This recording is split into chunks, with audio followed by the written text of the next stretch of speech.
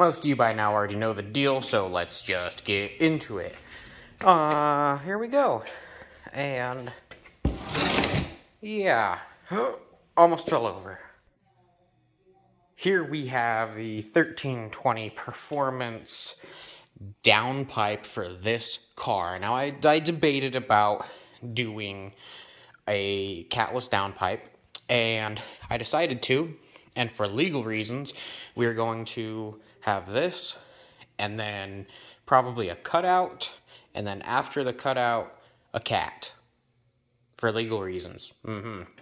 And also, if you have not heard, the EPA is trying to take your right away to turn your street cars into race cars. Now, if you haven't heard about it, the RPM Act was brought to notice by SEMA, you know, the trade show where everyone goes to in Vegas, usually every year.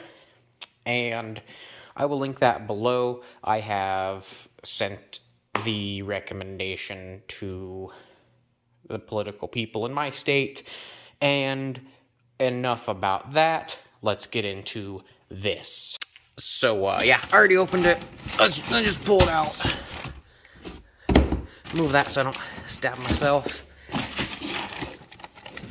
Oh. Ooh, there we go.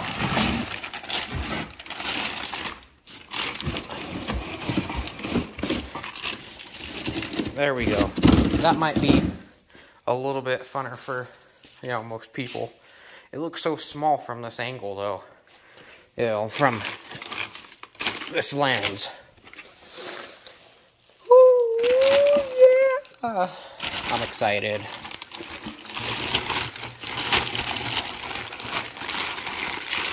Ooh, it looks so good. Let's pull it up. Ugh. Okay, let me grab both hands.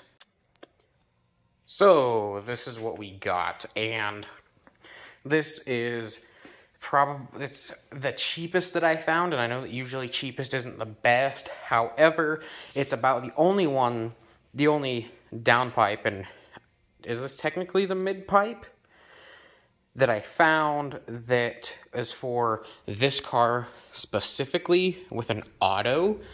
And that's, I guess, just straight piped.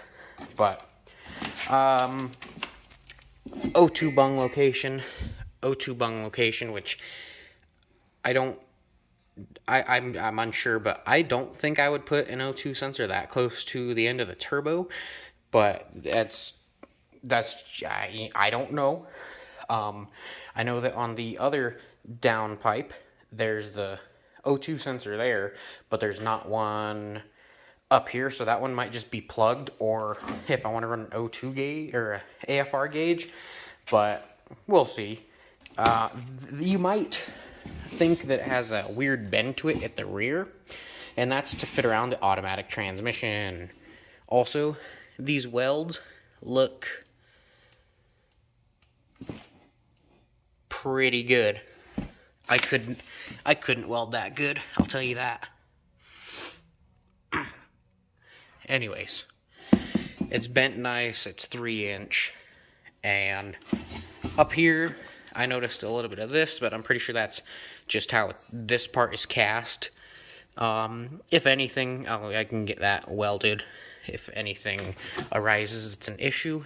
Let's open what's in the rest of this, though.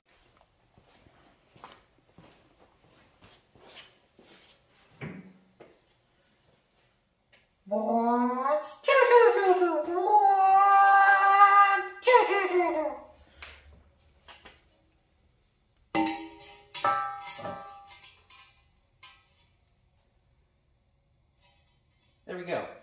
There's the, you know, about how they should line up with each other. The bends look good. They look pretty much close to factory.